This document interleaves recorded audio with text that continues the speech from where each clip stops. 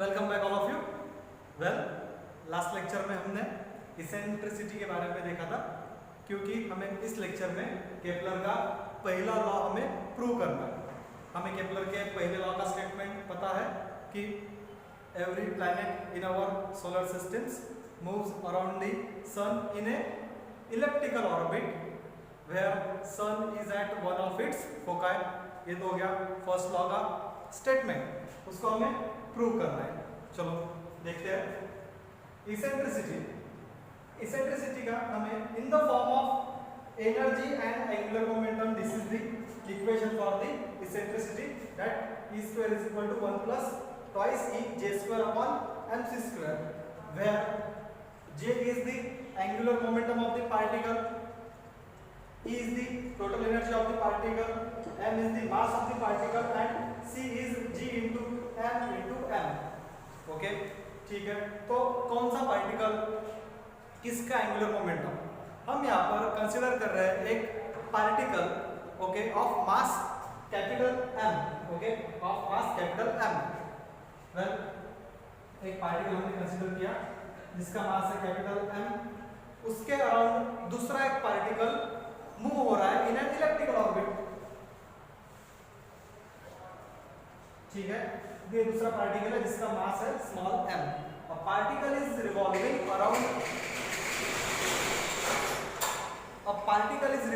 around another particle in an elliptical orbit। तो जो particle revolve हो रहा है उसका मास है स्मॉल m, और जिसके अराउंड पार्टिकल मूव हो रहा है दैट इज कैपिटल M मास।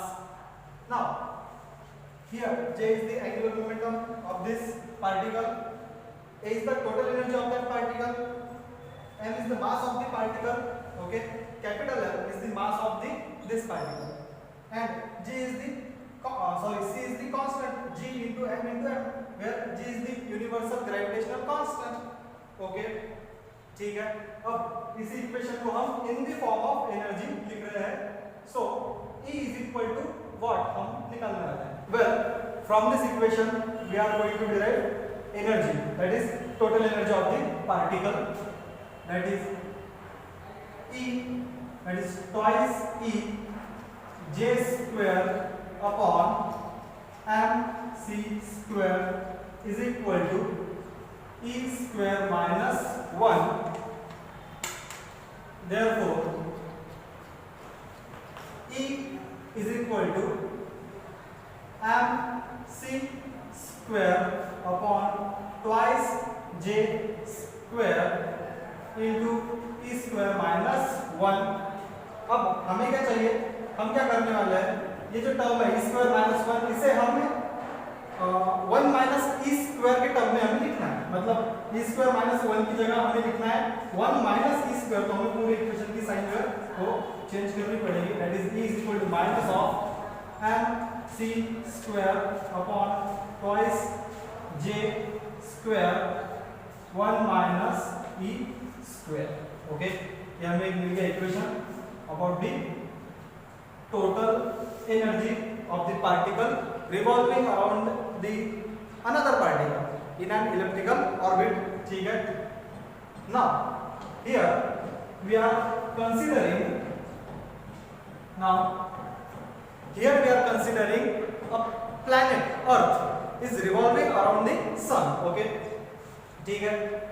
उस केस में हमें इलिप्टिकल ऑर्बिट पता है, ठीक है।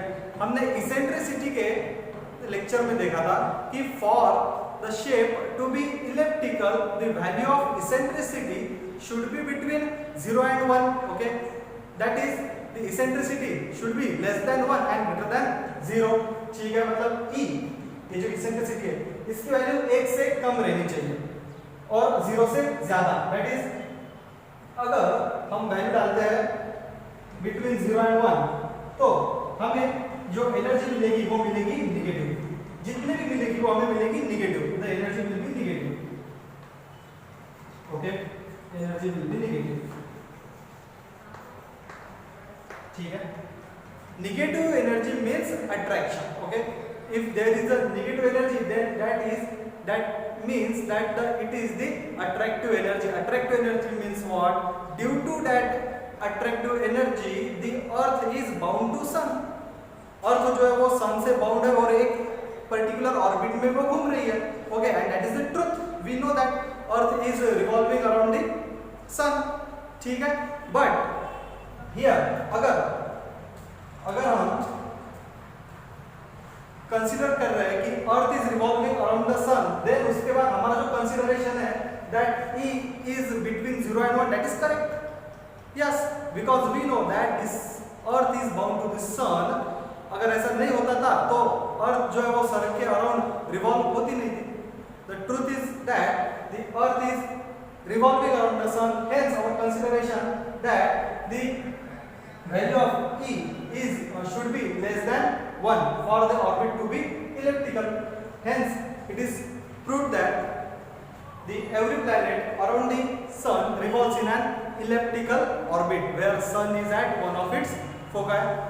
Okay, ये तो हो गया। देखिए ये यहाँ पर रहेगा हमारा सन और suppose this is earth. Now this is the axis. Okay, this is axis. We know this is a major axis. This is a major axis. अब ये जो पोजीशन है अर्थ की, दिस पोजीशन यहां से लेके यहां तक S P. Okay, S P and this is S Q suppose. इस पोजीशन के ऊपर at the point P, this is the nearest position of earth from the sun. ये सबसे नजदीक रहती है, यहाँ पर इस पोजीशन पर अर्थ जो है वो सन के सबसे ज्यादा नजदीक रहती है। तो इस पॉइंट को कहते हैं हम perihelion. It is called as perihelion and this point is the farthest point. Farthest मतलब दूर, बहुत सबसे ज्यादा दूर यही है, इससे ज्यादा दूर कोई पॉइंट इस इलिप्स में हो नहीं सकता। So this is the farthest point of the earth from the sun. So इस पॉइंट को कहते हैं हम